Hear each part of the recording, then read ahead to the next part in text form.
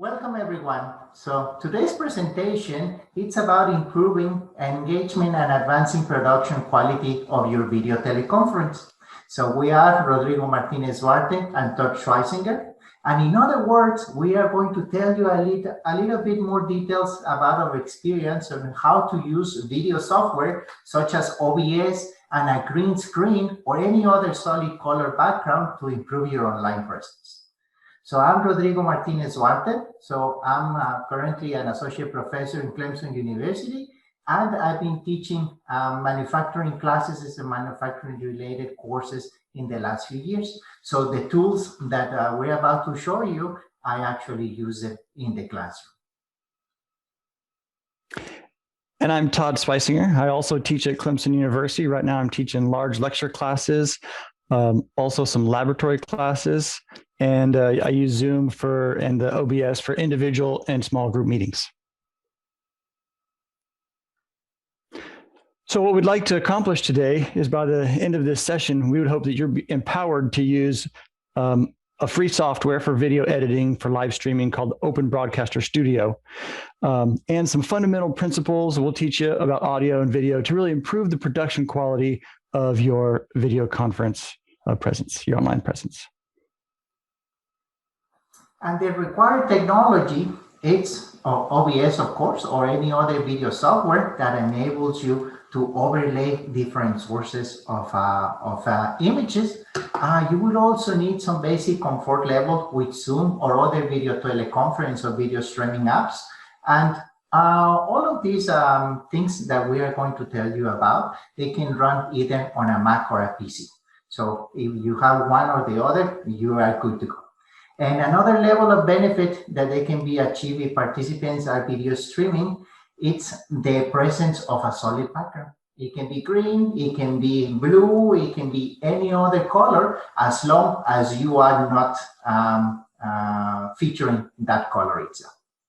So let's get started by hearing from Todd about a few of these capabilities, and then we will walk you step by step on how to achieve this awesome capability to interact with your audience.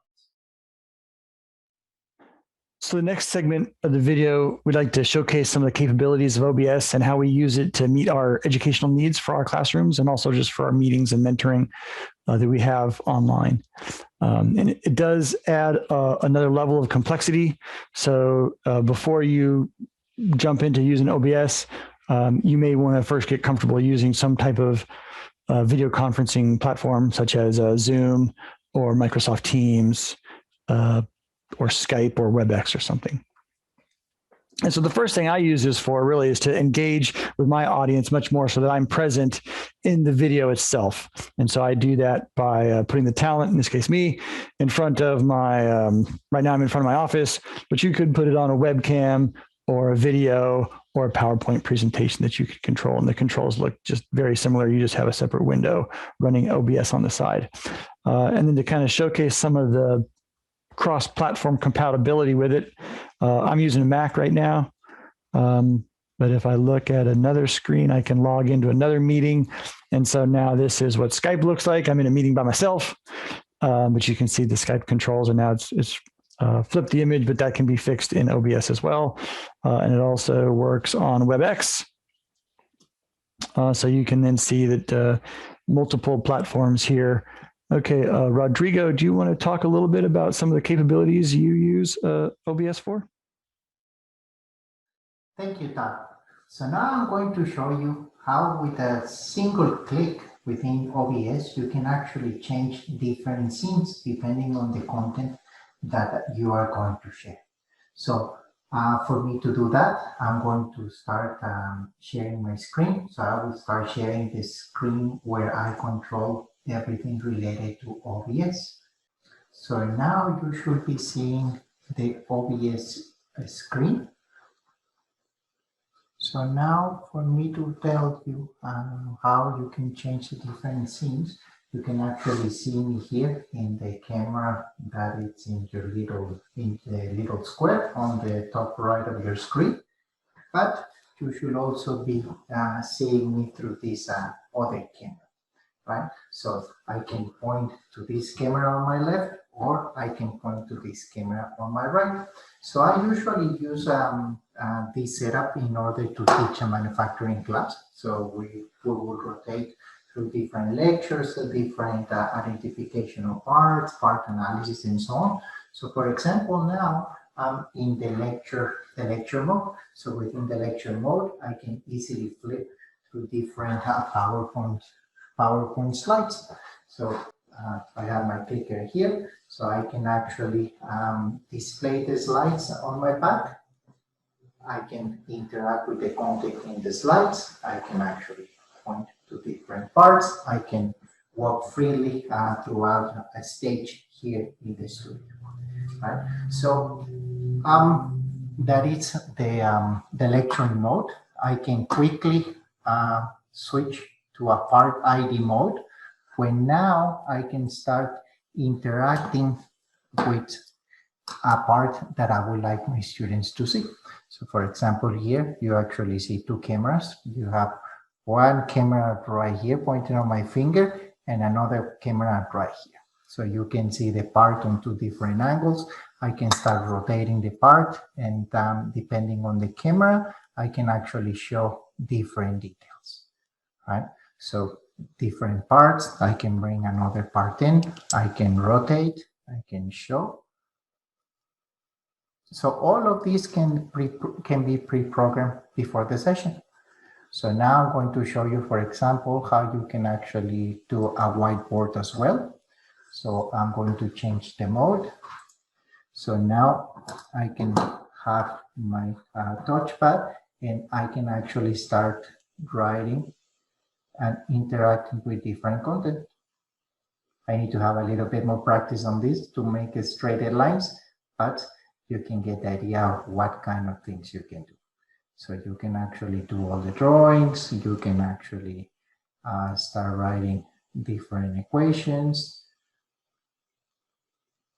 And interestingly, once you get done with the writing of your equations or your drawings, you can actually come and you can still interact with the content that you just generated. So we can see lecture mode, part ID, whiteboard. You can also overlay yourself on top of a YouTube video or any browser that you would like. So for example, here, this is a manufacturing video. I can start the video. It can actually interact with the content of the video. So you can actually start showing different details as well. So in this one, they can be with any browser window that you would like. Another important mode, it's branding. So in the case of branding, you can actually preload specific logos, specific pictures, such that it can minimize the amount of post-processing that is necessary after you're done taking the video. So to wrap it up, so I would like to show you the different modes. So here you can see the lecture mode that I was telling you first. Then we go into the part ID. The part ID mode, you can actually see me on top of a video, and you can also see the branding. All because of the different setups that you have available to you. Todd, can you please tell us a little bit more details on how to get started? Rodrigo, that was really a great demonstration of some of the additional capabilities that you use for. And so what I want to talk about next is just a little bit about some of the system requirements and our recommendations for getting started. So now that we've talked a little bit about what you can do, in order to get started, the first thing you need is some visual content to communicate to your audience. If you just want to have a meeting with yourself present in a video teleconference, then what we're talking about isn't really necessary unless you just want to have increase your video production quality with a nice background through a green screen or something. But really, so what we're emphasizing here is to get to engage your audience with some visual content. And so that could be a PowerPoint presentation, or perhaps a website, or it could be a PDF. And so now you can immerse yourself into this and really engage with your audience in any one of these kind of formats. So if we take a look at what you're going to need in addition to that great content, is you're going to need some free software. You're going to need a video recording or editing or live stream software. And what we're using is OBS, Open Broadcaster Studio. And so you can go to obsproject.com, and that'll take you to the homepage for and it's open source, so it's Open Broadcaster software. And they've got their Windows, a Mac, and a Linux platform. And this is very popular for video recording and for live streaming. So not something you'd necessarily do for post-production work. And what I found is this can really make your life a little easier if you can manage to do all of the video production during your live stream. And so now you can eliminate the need for post-processing as much as possible. And they've got great support.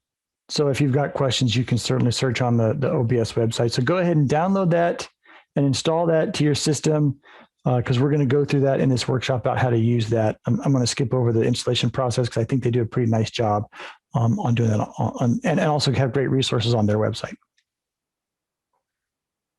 So now that you've got some great content you want to share, some resources, recommendations we have, system requirements would be really going to be dual monitors. One is going to be specifically for your OBS window, and then another for your content or your video teleconference, whatever your visual content that you want to try to create is.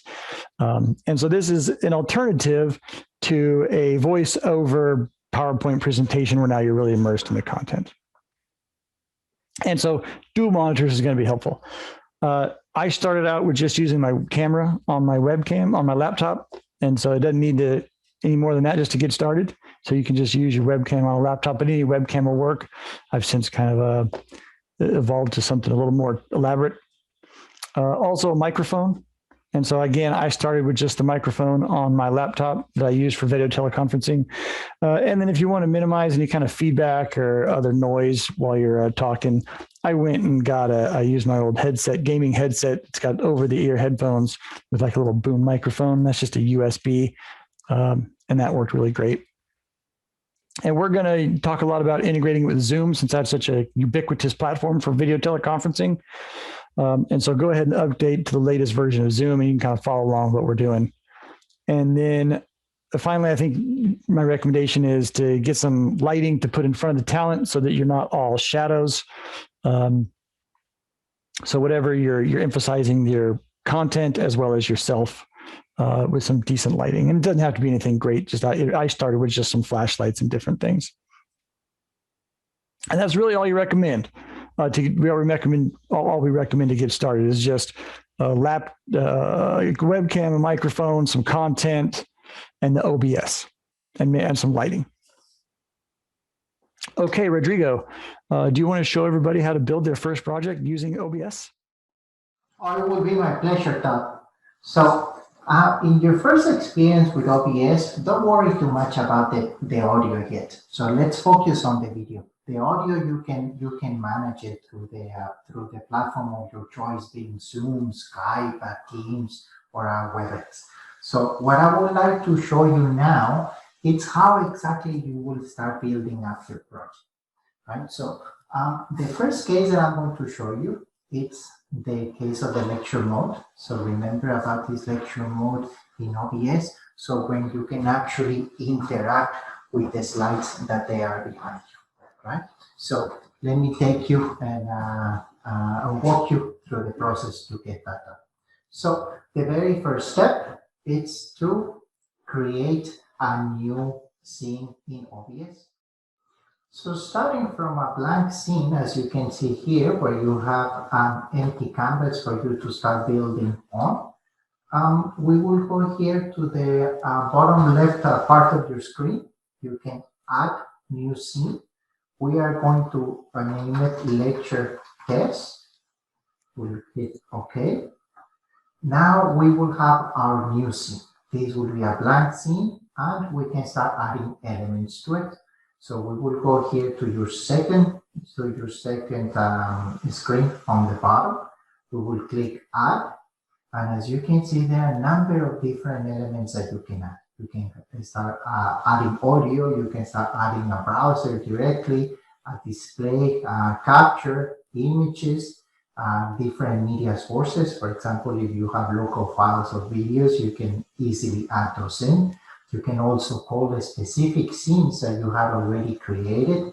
But in our particular case, we are going to add a camera, right? Such that we can have a continuous feed for our lecture. So let's go here and click to video capture device. We are going to name this camera logic test.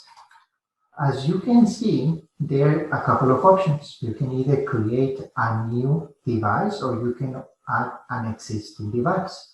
In my case here, I have already a number of cameras that I have added, but for the purpose of this video, we are going to create a new one. So once you have named your new device, you can click OK. And then the very first menu that you have here, it's the menu with the different cameras that you have available in your computer. So in this case, there is a document camera, different webcams, and also the phone acting as a webcam. So I'm going to choose C920 here. As you can see now, we can see the feed from the camera. So once we have that in, it's a good practice or recommended practice to deactivate the camera when it's not showing, so you can save resources on your computer. So let's click here on deactivate when not showing, and we'll click OK.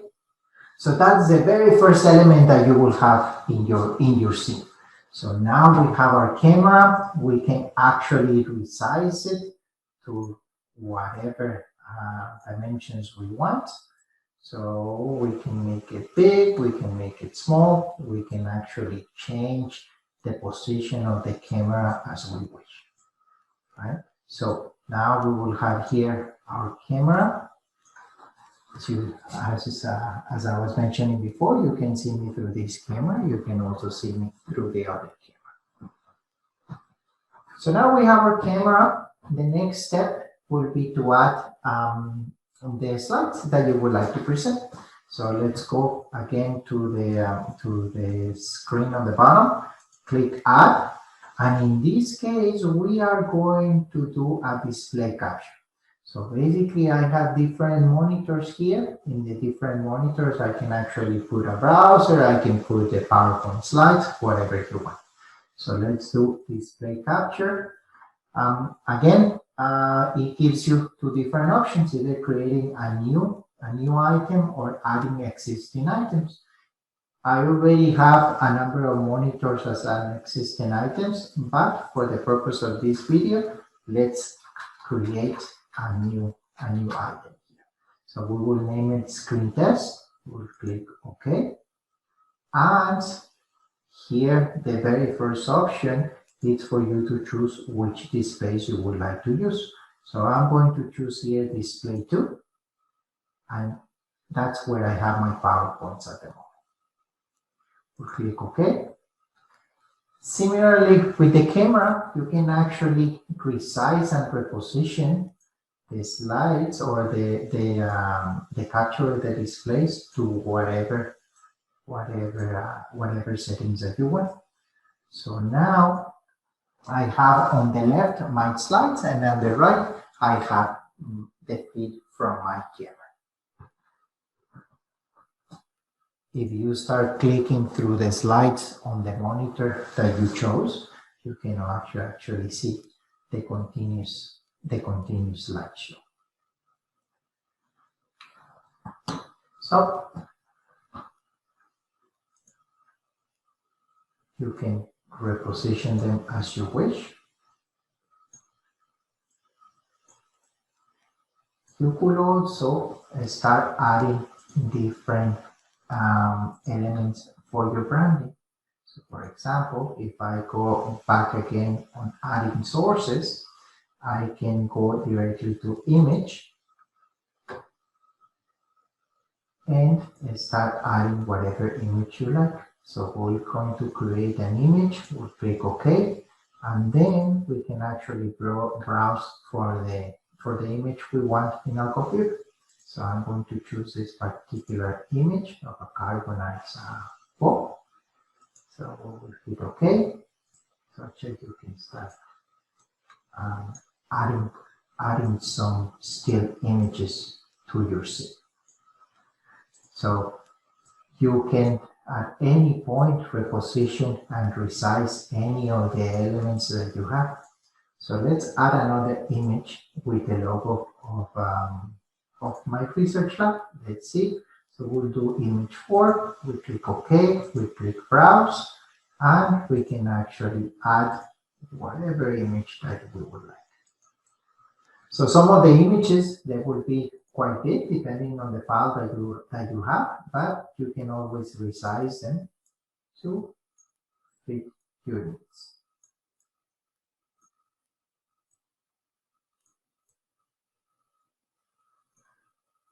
So now you have a really nice scene, so you can actually start presenting the slides. So in this particular case, we still have the green screen here. This will be the next step. How will actually start blending with the green screen, such that you can overlap yourself on top of the slides. But you can still click the slides as you wish. You have those branding elements or still images, such that you can interact with your client.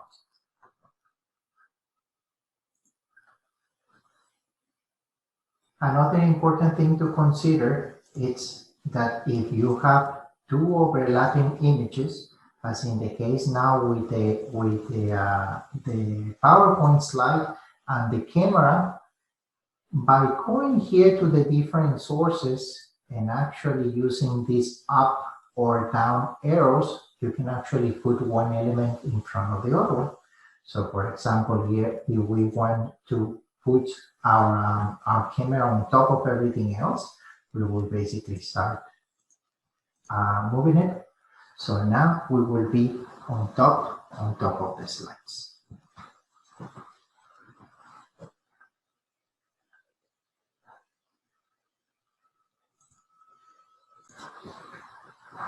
So now that we know how to add different elements from different sources, let's hear it from Todd on how exactly you will start blending with the green screen, such that you can start interacting using this chroma key filter.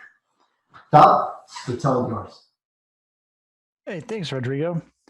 And so now that Rodrigo has shown you the basics of how to do a screen capture and how to do an image, also how to put a camera into your OBS, now I want to put it all together and teach you how to put yourself or any talent in front of some content, such as a PowerPoint presentation or whatever it happens to be.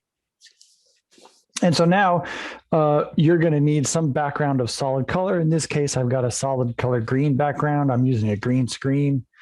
And you can kind of see that in my smaller window. If I pull up here, let me go to my emergency camera settings. Okay, so I'll remove that filter real fast. Okay, so here's what my camera setup looks like, just using in this large screen share. I'm using my MacBook Pro camera on my laptop, and then on the smaller window up there in the corner, that corner is my webcam, and they're kind of right on top of one another. So what you'll need is some background of solid color. It doesn't have to be green. Blue is also a popular color, but for now, for practice purposes, it could just be beige, any kind of solid wall. It could be a fabric, like a curtain. It could be a wall or any kind of a piece of painted wood, whatever. If it's green, you kind of make it a little easier to follow along for now, but it doesn't have to be. And then also it's going to be helpful if that screen is well lit and lit evenly. If you've got a bright spot somewhere due to a light, you might want to try to address that later. But for now, what we're going to do, it won't matter whether you have bright spots anywhere in your screen. We're going to still just kind of get you to show you the process. And then you're going to have to do some adjustments to your settings to really kind of dial that in. And some things to think about with lighting before we get too farther is just about lighting of your talent. And so you may want to think about the color of the lights. And so, for example, if you've got no lights on your talent, now I look very shadow. I see some people doing this, and you just need to have something. It could just be, I used flashlights when I first got started, and so that worked really great.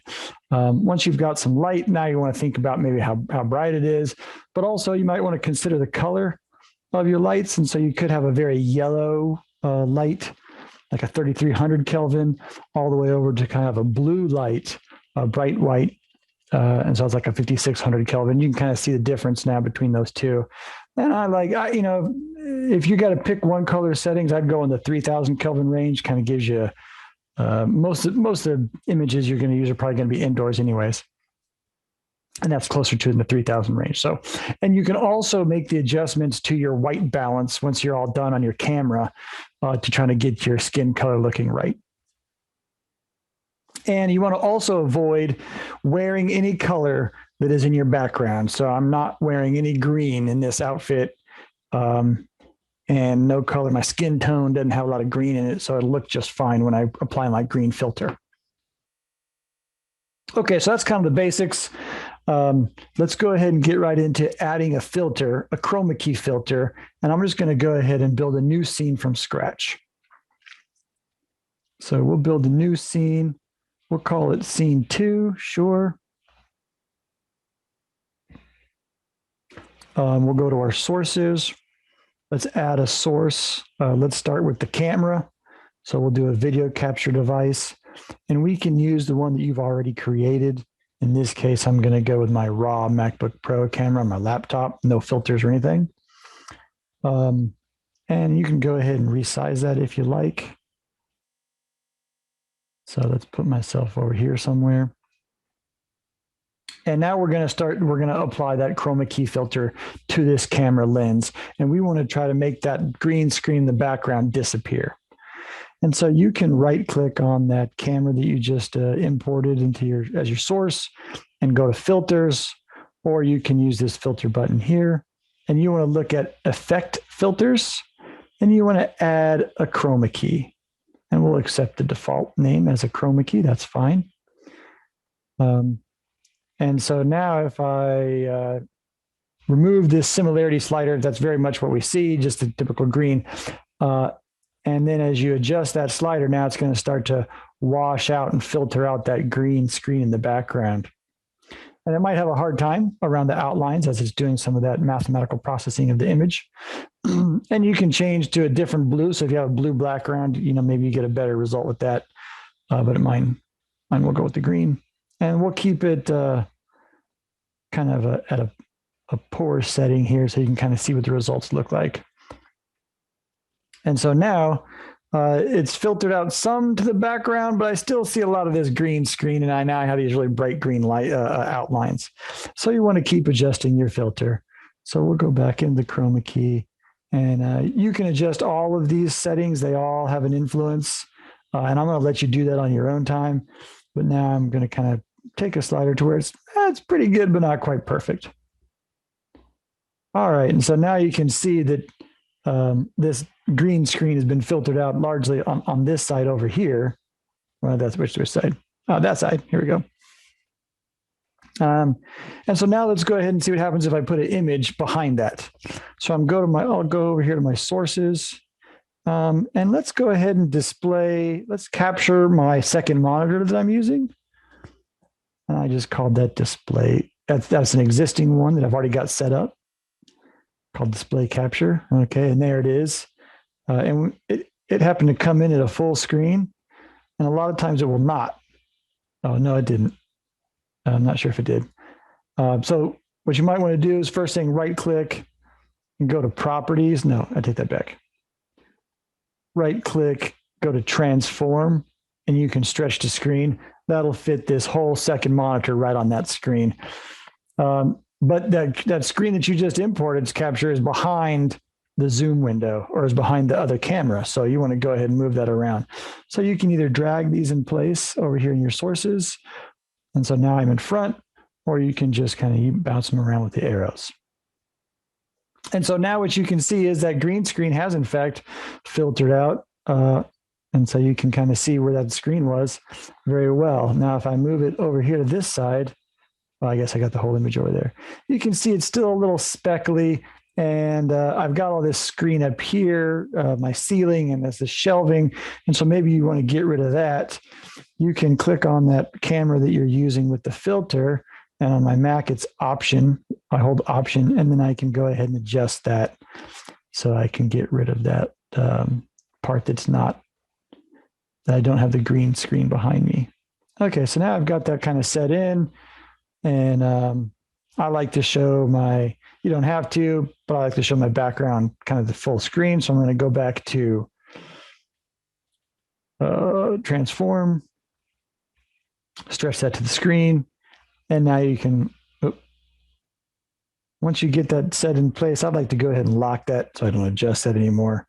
And now I can grab my camera. All right, and I'm going to set myself over here in the corner, and I'm going to make myself a little smaller so I can see the rest of the content.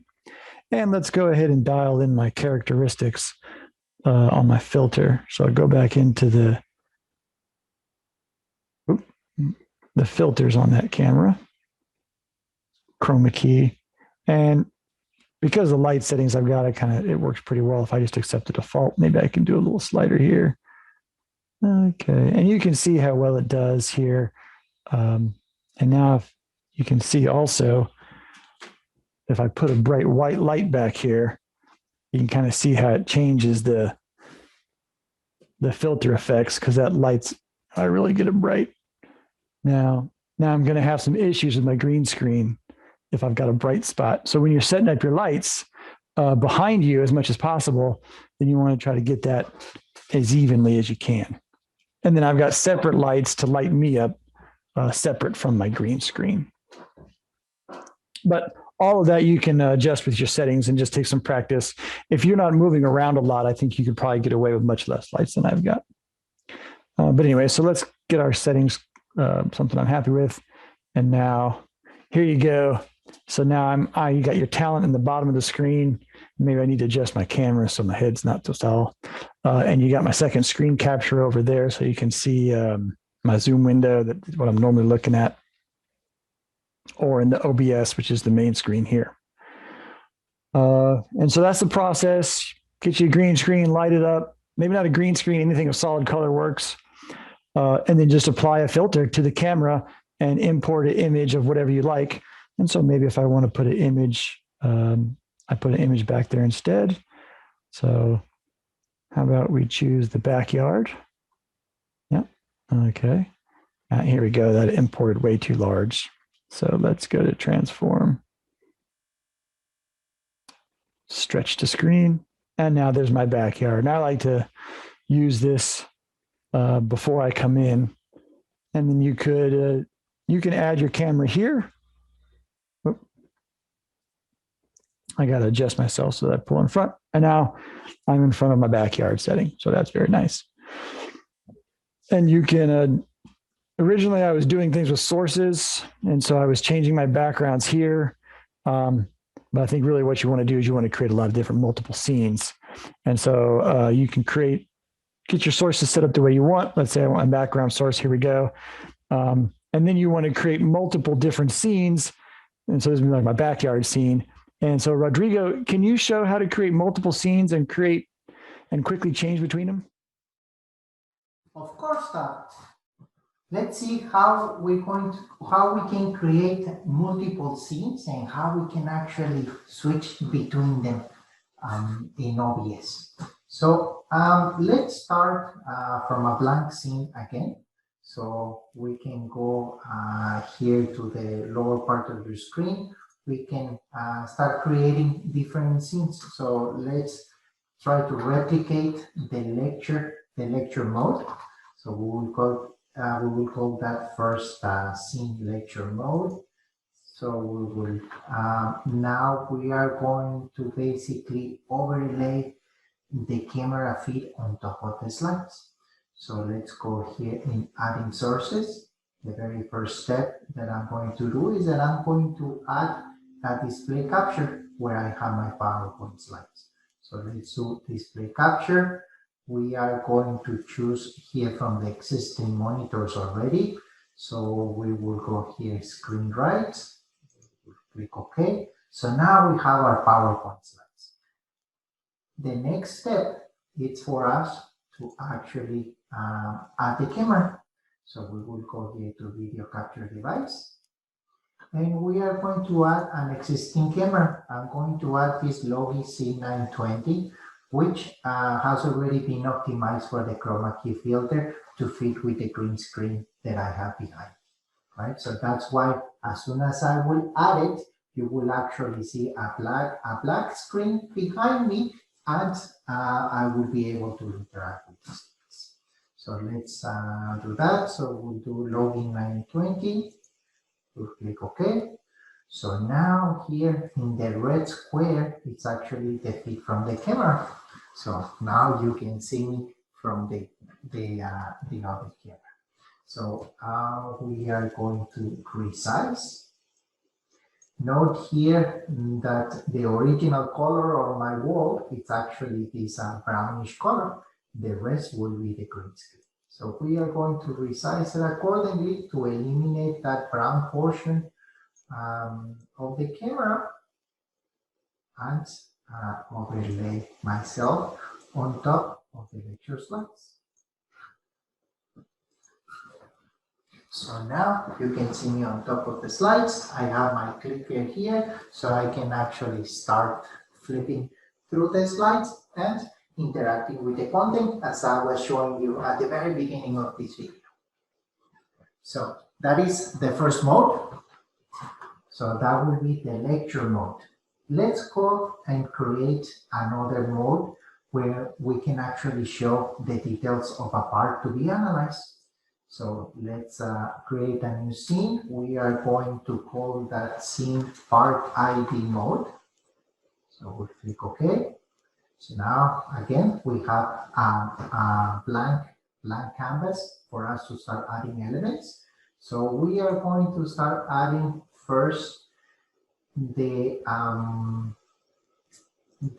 feed from the camera that is focused on the part that we want to show. That in particular, at the moment, I have it in one monitor that it's not an existing monitor. So we are going to call that a screen right up. So let's click OK. So now we are going to choose display 4.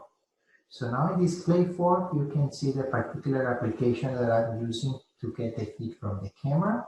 We'll click OK. So now we can actually see our part of interest. So in order to make it a little bit clearer, I'm going to resize the screen such that we only have a screen background,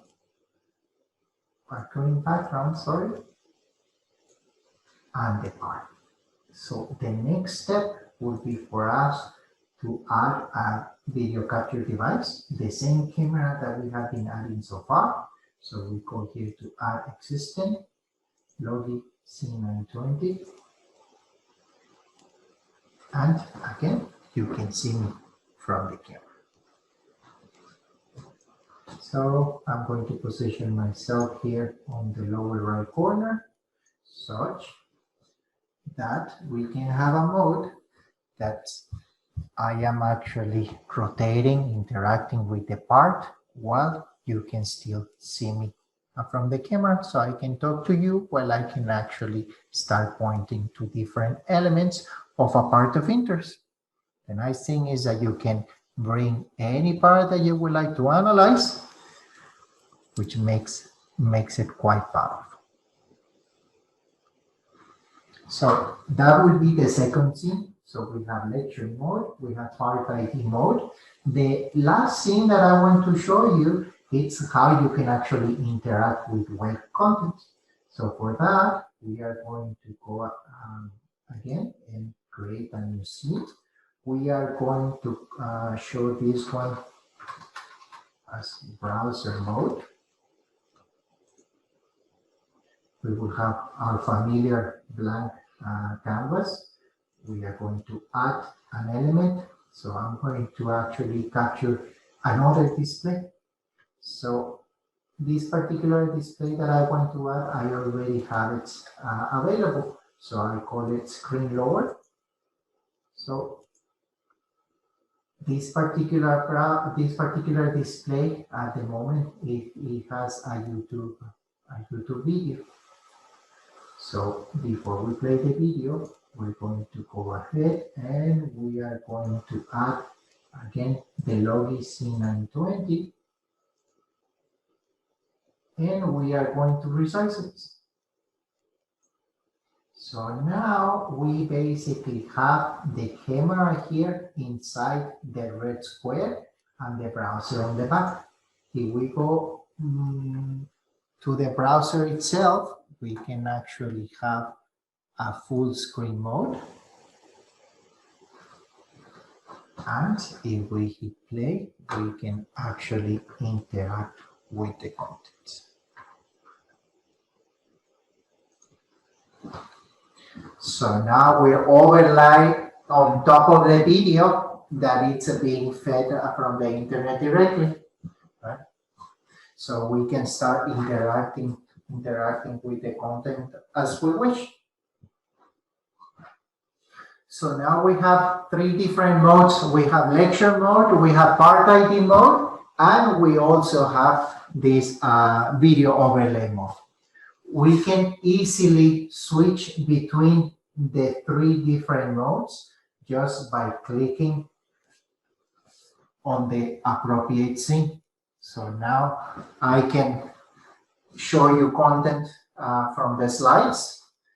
I can also quickly go ahead and go to part ID mode, where I can show you the different parts and I can actually look at you. Or quickly, I can go to the browser mode such that I can interact with the video.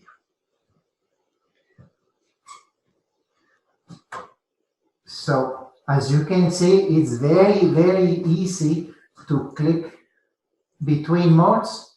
And most importantly, you can actually program all of these modes before your session, which makes it quite powerful.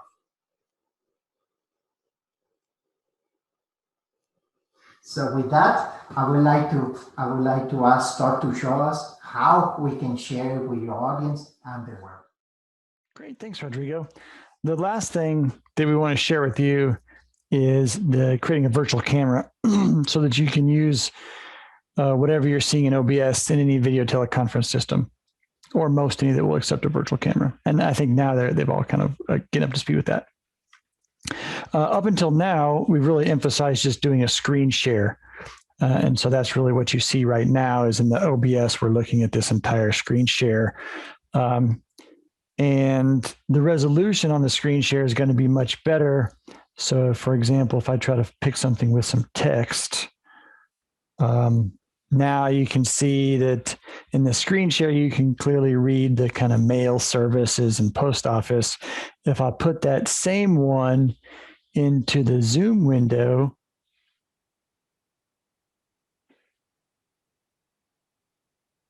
and the way I can do that on a Mac, it's really simple. All I have to do, and so if you use your Mac, so let's go into Zoom here. So in Zoom, you get to pick your camera you want. And so if I pick the OBS virtual camera, it won't show anything. It shows a default OBS screen until I come over here and then I start that virtual camera. And now it's going to show that virtual camera on my Zoom window. And you can see that the letters are a little fuzzier on the small Zoom window. You can make that bigger, I suppose, but in general, we found that the resolution for text was much better on a screen share rather than using a virtual cam. So our recommendation would be, if you're using, is to use a screen share whenever possible. But if you want to use this OBS for Teams or for Webex, I think you can do a screen share on all those as well. But if you just want to have a background or use OBS in the background for any of your video teleconferencing without doing a screen share, you can certainly do that. And that's going to be down here on my Mac. It's just as simple as pushing Start Virtual Camera and then going into your Zoom window and finding, rather than whatever the default camera is for your Mac or for your laptop, whatever you're using for your webcam, go in and find that OBS virtual camera. Oh, it's not showing anything because I haven't started yet. And then now you'll see that on your screen. So you've got some options, and just kind of keep in mind that if you can do a screen share, I think you're going to get the better resolution, the higher quality image. And so that's what we recommend doing. But certainly if you just want to show your OBS background in any video teleconferencing software, you can certainly do that too. Well, this concludes our video session for today, which was designed to empower you to use OBS and fundamental principles of audio and video to improve the production quality of your video teleconference presence. Yeah, thanks again for watching, and we welcome any feedback in the comment section.